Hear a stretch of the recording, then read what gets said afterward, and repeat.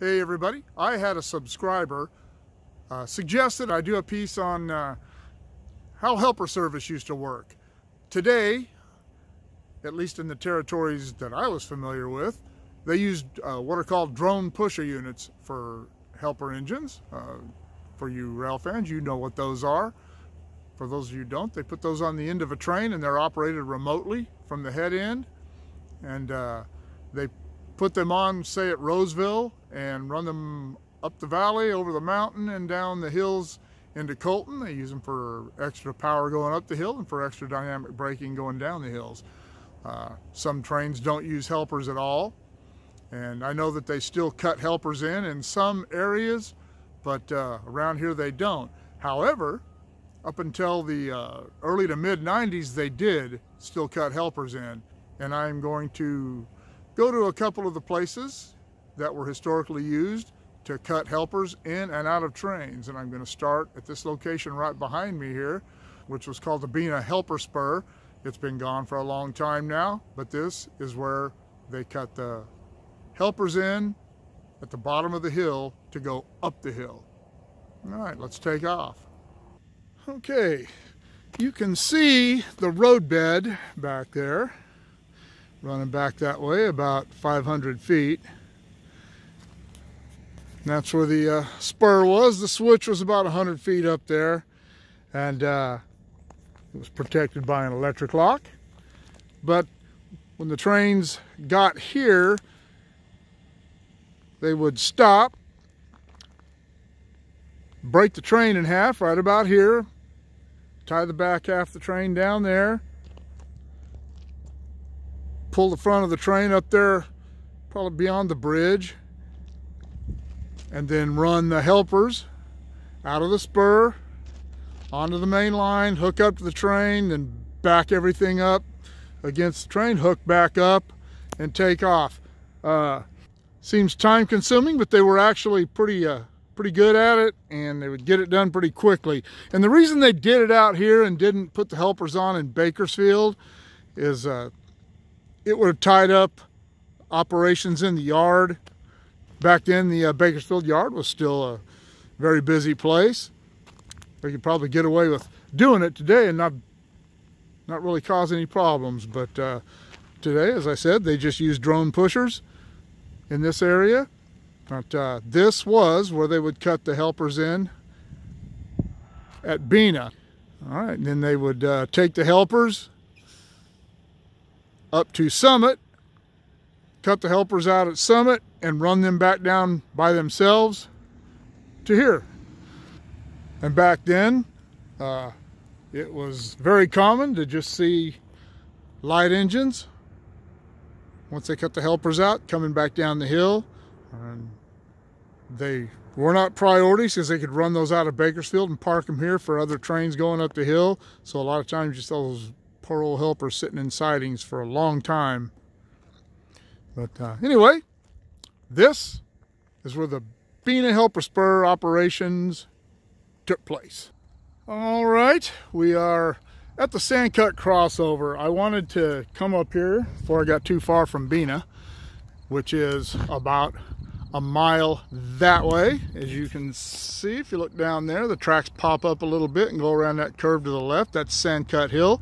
Caught a train on Sandcut Hill here a while back. I'll link that in the description below. But from where it pops up there to this is looking back towards Bakersfield. You can see where the tracks kind of disappear below the horizon there, and then the darker hills in the background. That's Bakersfield. It's a pretty significant climb from Bakersfield to this point, and especially from Edison to this point. Edison's about what, 3 miles, 4 miles from here, something like that. But originally this was all single track, and they had side tracks in Edison for the businesses that were there, and they would use those to put helpers there, and double helpers. They always ran a helper on almost all trains out of the yard in Bakersfield. And here is a Santa Fe with the helper preparing to leave Kern Junction about 1905. And then They would stop at Edison if they needed to double, put another helper on it, but that became impractical, especially during the summer months and the harvest seasons, summer and fall. There was just too much going on out there to keep that practical, giving that orchard a trim. So they built a siding here called trellis, and they started doing cutting in helpers here and doubling if need be here. And because this is the first flat spot at the top of the hill and one of the last flat spots before the climb up to Tehachapi. Bina isn't really as flat as this, but it was flat enough to serve the purpose. Building the Helper Spur there became a necessity when they double tracked this from Magundon out to here in 1923.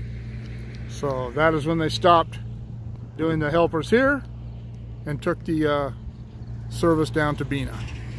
All right. Okay, we're at the, this is the Horseshoe Curve at Caliente, and you may remember from my piece on Caliente that there was once a Y here, and it was on this part of the curve out here. You can see where it goes around that cut there. It went straight out that way. There's no remnants of it. I Google Earthed it. You can't even see it on there anymore. And then it took off from this side of the creek and went out there. And this was here to turn the helper engines around when they were doing the helper service at Caliente. Caliente itself is right back there. You can see the facing signal there, double red. And they began using this as a place to cut in helpers in the 1880s. And the reason is because it's, as you could see in the piece I shot on the train, I'll link both those videos. I caught a train coming up this out of Caliente. This is where the climb to Tehachapi really gets steep. And so they started doing helpers here. And after a time in 1898, it really wasn't working out that well because the climb out of Bakersfield was enough that it was beginning to require helpers. Trains were starting to get longer and heavier.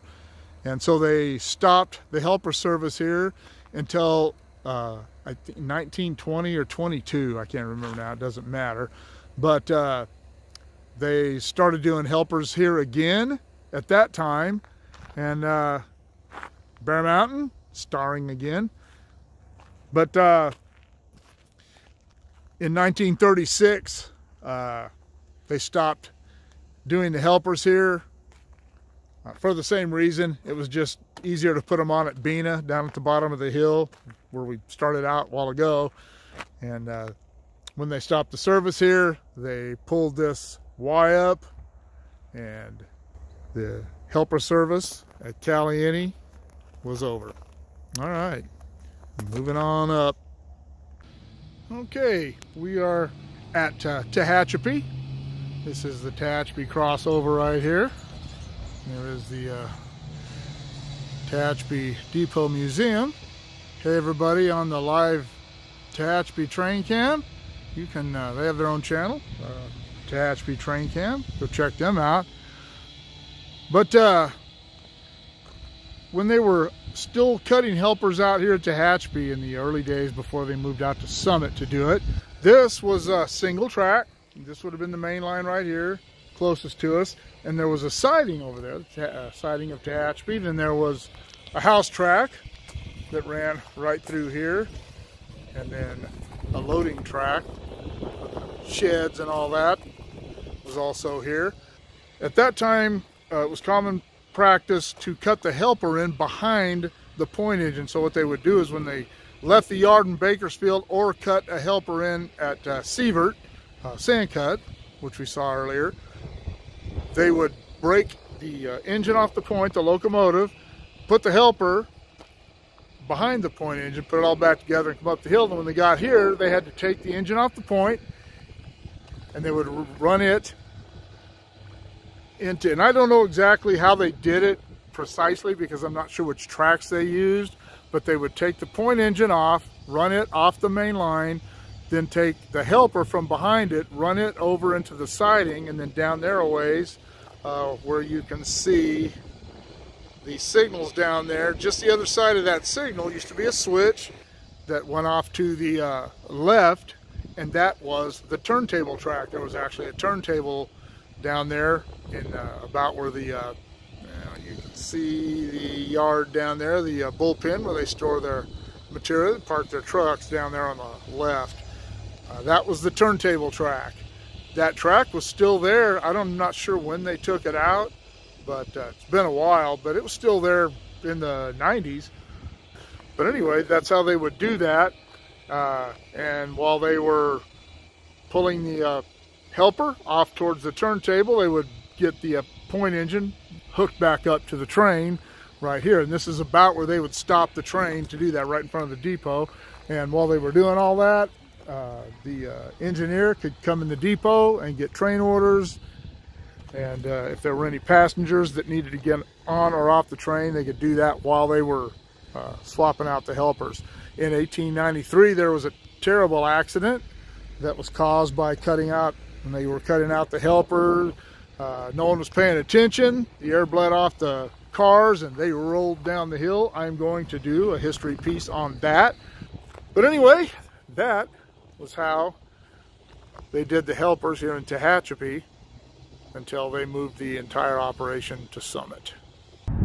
All right, well, we are up at Summit, and Summit is so named because it is the summit of the Tehachapi Pass, a little over 4,000 feet. But this is the west switch at Summit, of the siding at Summit. It is a non-controlled siding. It has always been a non-controlled siding. And there was a crossover between main tracks that would have been up here on this side of the switch. The helpers being in the middle of the train, they would have pulled the train up here and broke the front part of the train in front of the helpers off, leaving the helpers in here somewhere. Depending on what they were going to do with them, they could do it on the other side of the crossover or right here. They would leave the helpers here, pull the front part of the train up beyond the switch, break the helpers loose from the back of the train and run them either into the siding here at Summit, or they could run them through the crossover and get them started, headed back down the hill. And here you see them switching out a helper at the Summit crossover in 1973. This photo is by Steve Schmoldenberg. They did both. A lot of times they would have a bunch of trains in a row, so they wouldn't want to tie the mountain up with helpers, so they would put a bunch of them in the siding here, and then when they cleared up a little bit, they would take them either all at once or in sections back down the hill to Bina. But times they would have trains with 2 sets of helpers, and sometimes they would cut both sets out here, sometimes just one. But when they abandoned that practice in the 90s of taking the helpers out, now helpers are on the rear of the train. Locomotives are a lot more powerful than they were even 20 years ago. So now they just put them on the back of the train and they just leave them there until they get to a large facility where they can either service those engines, park them, or send them back on another train the other way. Or the same way, I guess. But anyway, this is Summit. That's Tehachapi down there, about 2 miles. Almost down that way. All right, let's move on out to Eric. Okay, we've moved up to Eric.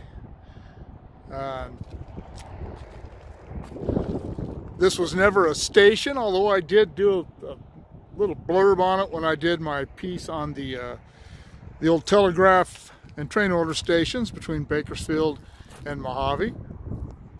And Mojave is about 12 miles that way. But anyway, they built a crossover between main tracks right here somewhere. I don't know exactly where. There's no exact milepost listed, anything I can find. But the reason they built it was they would put helpers on trains in Mojave, on westbound trains, and help them up the hill to here. This is kind of where the hill actually ends. You can actually see where that drops off the hill there down by those intermediate signals. About a half a mile from here, it drops off significantly. So they came to this flat spot here. They built the crossovers, and they would cut the helpers out of westbound trains, and their thinking was that it would relieve the congestion at Summit, which is about 6 miles that way. And they would cut out the eastbound helpers at Summit on the number 2 track, and then cut the westbound helpers out here at Eric. And they built a Y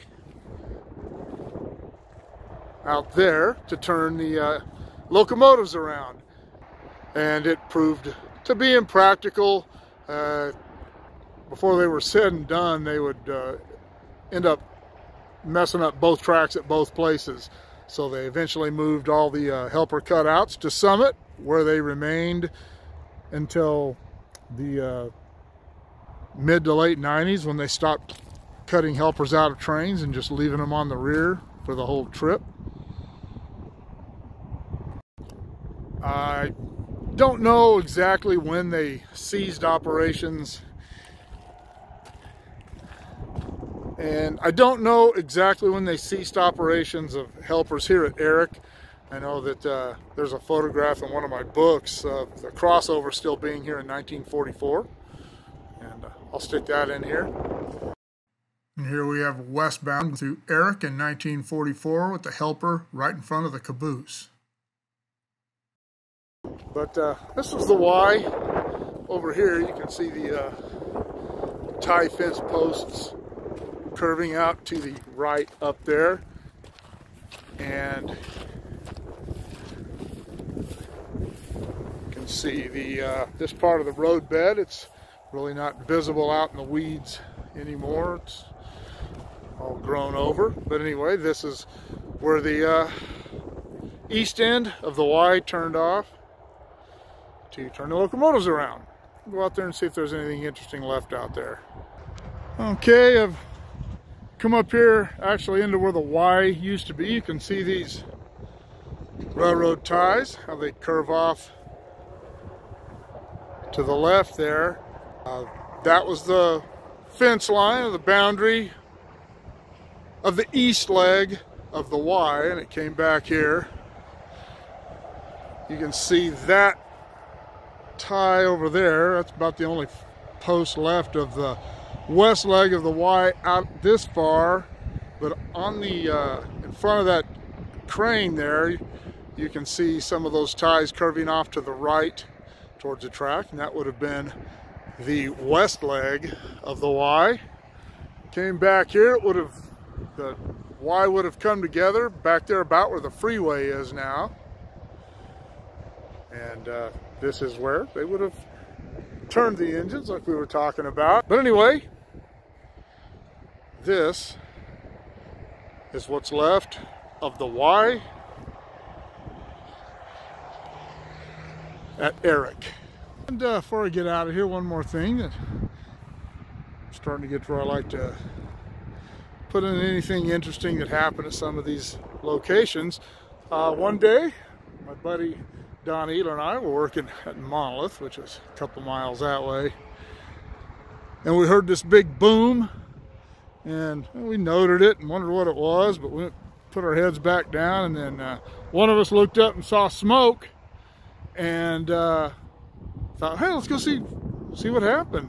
And we got in the truck, and before we got over here, there were a couple of planes we noticed circling overhead, jets. Then a helicopter showed up, and this all happened before we even got here.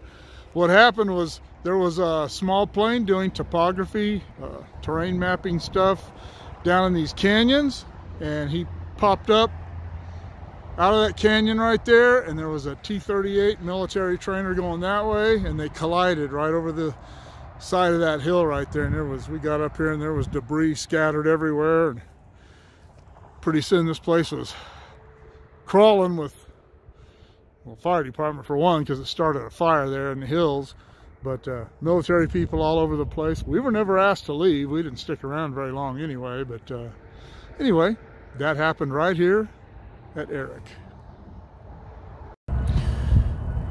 All right, we have come to Mojave. We are on the back side of the yard. That is the current offices of the Mojave Yard. That is looking south toward Palmdale.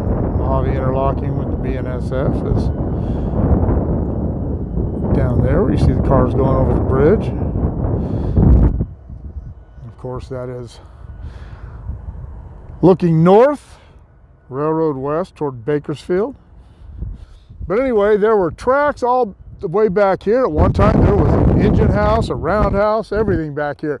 But this is where they kept helpers on the ready track. And this is a Southern Pacific articulated cab forward waiting on the ready track in Mojave around 1940. And they would put those helpers on the westbound trains. I couldn't find anything on exact dates or years when they started or stopped cutting helpers in here at Mojave. Of course, I'm sure they started very early on. This is a significant climb from here to Eric. I don't know when that practice stopped, but anyway, this is where they would have parked those engines. But anyway, this is Mojave, and this is about where those tracks would have been. Well, that will bring to a conclusion my piece on the history of the Helper Service between Bakersfield and Mojave. I hope you enjoyed it. I enjoyed doing it, as usual. If you have any ideas that you'd like to see me do, or if you have any comments or questions about this video, leave them in the comments below. Also, as usual, remember to like, share, and subscribe. And if you like what you see, click on the bell to be notified of future content. All right. Well, we will see you all later.